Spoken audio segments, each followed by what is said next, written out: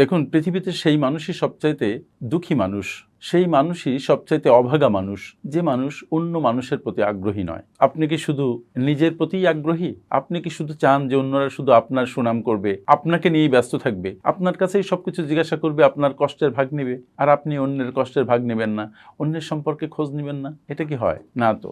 আপনি অন্যের কষ্টের ভাগ নিন, অন্যের সাথে কথা বলুন, তার সম্পর্কে জানতে চান, তার কষ্টগুলো বোঝার চেষ্টা করুন, তার অনুভব বোঝার চেষ্টা করুন। তার অর্থ এই নয় যে তার পার্সোনাল ব্যাপার নিয়ে আপনি খোঁটাখুটি শুরু করে দিবেন, যে ভাই তোমার মাসে ইনকাম কত, তোমার বোর সাথে তোমার সম্পর্ক কেমন, তোমার কি পরিমাণ সম্পদ আছে। এগুলো ব্যক্তিগত বিষয়, এগুলো না জিজ্ঞাসা করলেও চলবে। কিন্তু আপনি তার ব্যথায় সমব্যথী হতে পারেন, তার প্রতি সহমর্মী হতে পারেন, আপনি তার আপনজন হয়ে উঠতে পারেন। কিন্তু তার আগে মানুষের প্রতি আপনার আগ্রহী হয়ে উঠতে হবে, মানুষের জীবন সম্পর্কে আপনার আগ্রহ থাকতে হবে। এটা খুবই দরকার যদি আপনি মানুষের সাথে সুসম্পর্ক বজায় রাখতে চান, যদি মানুষের অন্তরে আপনার জন্য একটা নিবাস গড়ে নিতে চান। চিন্তা করে দেখেন তো, আপনি কি অন্য মানুষের ব্যাপারে আগ্রহী? লিখুন। Thank you.